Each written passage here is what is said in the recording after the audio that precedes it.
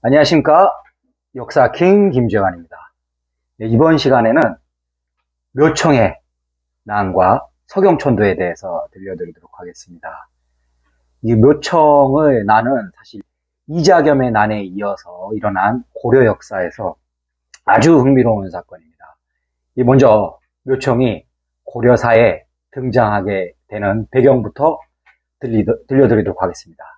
묘청의 등장은 이자겸의 난과 계속 이어져 있기 때문에 전 동영상을 보시면 또 이번 회를 이해하는 데 참고가 되도록 하겠습니다.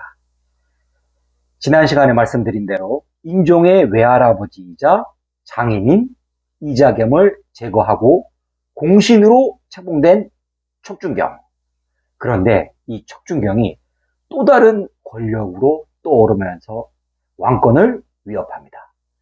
내가 소년을 청년으로 만들었고 허수아비를 진짜 왕으로 만들었다. 이렇게 말이죠. 인종이 묘책을 떠올립니다. 어린 왕이지만 인종이 보통 왕이 아니었습니다. 인종은 마치 척준경의 배신을 예상이라도 한 듯 척준경을 제거하기 위해 자신의 브레인인 전혀 뜻밖의 인물을 불러들입니다. 또다시 무력으로 신하를 다스릴 수는 없다. 짐이 너를 부른 것은 다른 방도를 찾아보라는 것이다. 인종의 브레인은 시인이었습니다. 시인. 이 시인이 쓴 송인이라는 시를 한편 들려드리도록 하겠습니다. 비개인 긴 뚝에 불빛이 지천데 님 보내는 남포에 슬픈 노래 흐르는구나. 대동강물이여 어느 때나 마르리.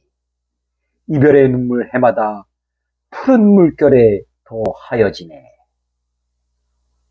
송이는 정지상의 시입니다. 교과서에도 나오죠. 시험에도 많이 나오고, 이 정지상이라는 시인이 10대 시절에 지어서 대동강에 이 시가 탁 걸렸는데, 이 대동강을 건너서 고려와 중국을 왔다 갔다 하던 사신들이 이 시를 보고 극찬을 했다고 합니다. 이 중국의 사신들이 고려의 시는 무시해도 정지상의 시는 인정했다고 하니까 이 정지상의 문학성이 얼마나 뛰어났는지 짐작할 수 있습니다. 정지상은 노장 사상에 심취했으며 역학과 불교에도 매우 조예가 깊었다고 합니다. 그래서 인종이 자신의 브레인으로서 채택을 했던 거죠. 정지상이 강력한 파워를 갖고 있던 척준경의 제거를 위해서 세운 명분은 이것이었습니다. 5월 지사는 일시지공이요 2월 지사는 만세지제이다. 척준경의 탄핵으로 내건 강령이었습니다. 5월에 이자겸을 제거한 것은 일시적인 공이지만 2월에 궁에 불을 지순 것은 씻을 수 없는 죄다. 이 말입니다. 척준경이 궁에 불을 지른 게 결국 화가 되어서 자신에게 돌아온 거죠. 다급해진 척준경이 급히 인종을 찾아옵니다. 폐하, 정지상이 신을... 근데 왕의 표정이 그저 방관자의 모습이었습니다. 자신을 바라보는 왕의 눈을 보고 대세가 기울었다는 것을 깨달은 척준경은 마음을 고쳐먹고 왕에게 얘기를 합니다. 폐하, 참으로 다사다난했던 시절이었습니다. 목숨을 내걸고 여진족을 치기 위해 광야를 달리던 젊은 시절이 머리가 더 맑았던 것 같습니다. 신은 이제 늙고 병들어 사리 분별이 어려우니 이만 물러갈까 하옵니다. 인종이 척준경을 뜻을 받아들여줍니다. 짐이 공이 미워서 이러는 것이 아니오. 왕의 자리란 것이 참으로 쉽지 않소이다.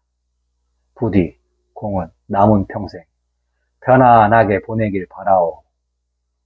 실제로 몇 년 후에 인종은 척준경을 사면해주고 척준경은 천수를 누리다 1144년에 사망하였습니다. 자, 척준경은 제거되었는데 다음 타켓이 있습니다. 인종의 다음 타켓은 김부식으로 대표되는 개경 문별 귀족이었습니다. 이 귀족들은 다 고향이 개경 출신들이고 수도잖아. 수도 고려의 수도 개경을 기점으로 뿌리 깊은 권력 기반을 가진 이들은 특정 개인 한 명이 아니었기 때문에 인종이 상대하기에 더욱더 버거운 세력들이었습니다. 인종은 고민에 고민을 거듭했죠. 평범한 개혁으로 해결될 문제가 아니다. 개경 문별의 뿌리를 뽑을 방법은 단 하나! 뭐였을까요? 천도였습니다. 이 말이 쉬운데 천도를 하기 위해 문제점이 한두 가지가 아니었습니다. 수도를 옮기며 기존 세력을 약화시키는 것은 굉장히 효율적인 방법이지만 그만큼 어려운 일이었습니다. 인종이나 서경 출신의 정지상이 나서면 개경파의 저항이 거셀 것은 불을 보듯 뻔한 일. 인종에게 서경천도를 표창할 전혀 새로운 인물이 필요했습니다.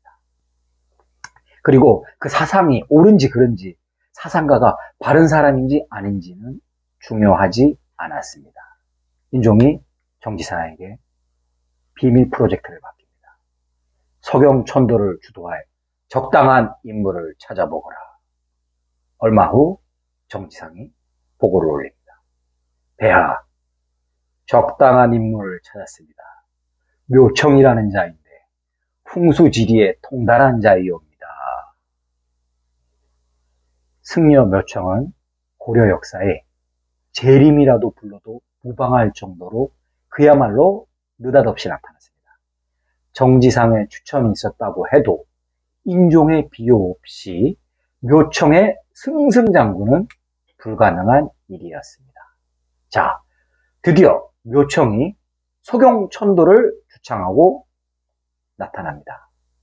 묘청은 지득이 세한 곳에서 왕성한 곳으로 옮겨야 한다는 지독 세왕설을 내걸고 서경천도를 주창합니다. 이 풍수도참설은 사실 통일신라 말기부터 고려시대 전체를 관통하는 매우 중요한 사상이었습니다. 미신에 그치지 않는다는 거죠. 묘청의 주장을 한번 들어볼까요? 궁이 불타고 외척들이 날뛰는 개경은 쥐덕이 이미 쇠하였습니다. 그러나 서경의 지세는 음양가들이 말하는 대야세에 해당합니다. 한마디로 천하명당이다. 이 말입니다. 서경은 넓고 평탄한 땅에 대동강과 보통강이 감싸고 흐르니 수덕이 매우 순조로운 지형입니다. 이런 서경에다 궁궐을 짓게 되면 금나라도 항복할 것이니 내후 외환의 문제를 한꺼번에 해결할 수 있습니다. 또한 태조대왕께서 훈유 10조에 이르기를 후대왕은 1년 중 100일 이상 서경에 머물라고 하셨습니다. 이렇건대 서경천도를 반대하는 이들은 불충의 간신배라고 할 수 있습니다. 이런 묘청의 주장에 인종이 응답을 합니다. 1127년 인종은 묘청 주장에 힘을 실어주기라도 하려는 듯 서경에 100일 넘게 머무르며 대규모 제를 올립니다. 제사를 지내는 거죠. 이 명분은 백성과 나라의 안녕을 도모한다는 것이었지만 사실상 서경천도 운동에 서막을 날리는 왕의 의지를 대외적으로 공표한 것입니다. 자, 여기서 서경천도파와 서경천도를 반대하는 반대파에 대해서 좀 알아보도록 하겠습니다. 서경천도를 주장하는 이들의 핵심 멤버는 정지상, 묘청, 백수환 등등 있는데 이 사람들 지지 기반은 당연히 서경이었습니다. 그리고 이들은 가문의 후광보다 자신의 능력으로 관리가 된 자들이었습니다. 또한 불교를 기반으로 한 이들은 당시 최강대국인 금나라에 대해서도 강경한 입장을 보이고 있었습니다. 반대편에 있는 서경천도 반대파, 개경파라고 볼 수 있겠죠. 김부식, 문광민 등의 개경파는 유교를 기반으로 하고 토착 문벌 귀족 세력이었습니다. 이들은 또한 금나라에 대해서도 사대주의적 태도를 취하고 있었습니다. 이미 권력을 가진 이들이 굳이 강대국인 금나라에 맞서서 분란을 일으킬 필요가 없었던 거죠. 인종의 입장은 어땠을까요? 왕권 강화를 위해서 개혁이 필요했던 인종이 서경천도를 꿈꾸고 계획했던 것은 당연한 일이었습니다. 자, 지키려는 자와 왕권을 되찾으려는 자의 싸움이 본격적으로 시작됐습니다. 한 발 앞선 것은 인종의 지지를 등에 업은 서경천도파였습니다. 서경천도의 첫 삽을 뜨다. 1128년 묘청이 천하의 명당이라고 지목한 서경의 임원역에 대화궁을 짓는 공사가 시작되었습니다. 묘청은 개경을 아예 떠나 서경에 머무르며 자신의 입지를 넓히는 동시에 천도의 타당성을 높이는 작업에 열을 올리고 있었습니다. 개경파도 가만히 있을 수 없겠죠. 반대가 만만치 않았습니다. 수도를 옮기는 것이 아니라 자신들의 권력 기반이 사라지는 것이기 때문이었죠. 폐하, 묘청은 승려라고 하기에는 나쁘끄러운 요망한 자이옵니다. 어찌 그런 자의 말만 듣고 왕조의 도읍을 옮기려고 하신단 말이옵니까?